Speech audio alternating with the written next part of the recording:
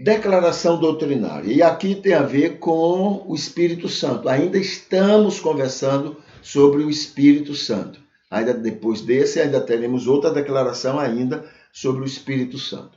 Então, essa declaração diz aqui o seguinte: ele, o Espírito Santo, distribui dons espirituais aos filhos de Deus para a edificação do corpo de Cristo e para o ministério da igreja no mundo. Ele distribui com os filhos de Deus, eu acho que limita muito a ação do Espírito nesse sentido, né? Há um projeto, há um plano que é a graça. E Deus usa salvos e Deus usa também não salvos para esse projeto. Entende? O dom espiritual é assim. Vou seguir aqui o exemplo, por exemplo, de Paulo, como está mencionado ali, né? Paulo tinha muitos dons, quer dizer, muitas habilidades, muitos talentos, né? Como era líder, sabia falar, tinha bons argumentos, era um religioso, era um líder, era um fariseu que fazia parte do Sinédrio. Para chegar lá, ele usou muito, né? Naturalmente usou muito desses talentos. Então era um líder. Era um articulista, ele era um sistematizador, digamos assim, do ensino bíblico. Tá? Deus usou Paulo com todas essas habilidades que ele já tinha.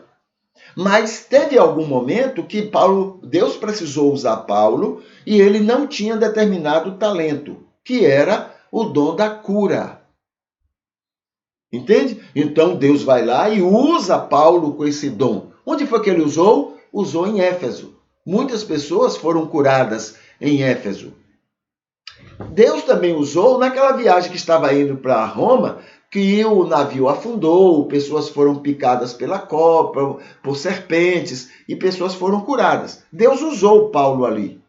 Agora, Paulo não tinha esse dom, não tinha essa capacidade, né? Tanto que ele mesmo era doente, e ele chega a dizer, olha, Epáfras, ou Epafrodito, um desses dois, eu deixei lá em Mileto doente. Ele orientou a Timóteo que ele usasse vinho para poder melhorar o problema de estômago que Timóteo tinha. Ele não curou Timóteo. Entende? Então, o que ocorre? Deus usou Paulo no momento certo, naquela experiência e só. Não deu a ele para ele ficar com o dom de cura. Né? Então, vamos ver nesse exemplo aí o que é que ocorre. Deus usa cada pessoa com os dons que já tem, as habilidades que tem. Naquelas habilidades que Deus precisa para a pessoa ser usada e a pessoa não tem, aí Deus então capacita. Deus dá esse dom. Dom quer dizer uma dádiva. Deus oferece para aquela pessoa, para aquele momento. Tá bom? Há 3 tipos de dons que nós podemos distinguir no texto bíblico. Lá em Efésios, capítulo 4, Paulo fala sobre o dom da unção. Aí vem pastor, evangelista, mestre, apóstolo, o dom da unção. São dons mais demorados na vida de uma pessoa. Tá? Existe o dom, na carta aos Romanos, capítulo 12, ele fala sobre dons de liderança. Esses dons de liderança, presidência, enfim, tá lá, profeta, tem lá uma série de dons. Esses dons de liderança, né, já duram menos tempo do que os dons de unção. Né? Pode haver exceção, tá? Dons de presidência, de liderança que demore mais do que dom de unção. Pode haver, mas normalmente é assim que funciona. E em Corinto, né, a carta aos Coríntios, a gente vai encontrar a lista de dons de serviço. São dons mais rápidos, com pouco tempo, né, de uso. E, além disso, também tem, nesse aspecto, o que nós chamamos de uma cartilha, né, sobre dons espirituais. está em 1 Coríntios 12. Paulo está falando para aquele povo a respeito de dons que eles estavam confundindo tudo, trocando tudo, né? Então, Paulo coloca lá algumas orientações. As 3 principais orientações é o versículo... Bom, de 1 até o versículo 6, você vai estar lá vendo que todos são importantes e Deus concede, é Deus quem concede esses dons. Mas no versículo 7, que digamos, é o mais importante, um dos 3 mais importantes, versículo 7, a Bíblia coloca que dom espiritual só é dom espiritual, presta bem atenção nisso, quando ele edifica o corpo. Quando ele edifica a igreja. Na verdade, não é a igreja, mas quando ele edifica o reino de Deus.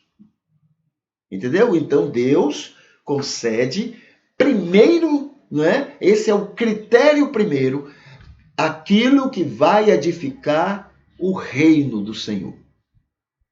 Então, é para benefício coletivo. Lá em Efésios ele chega a dizer que é para edificação do corpo.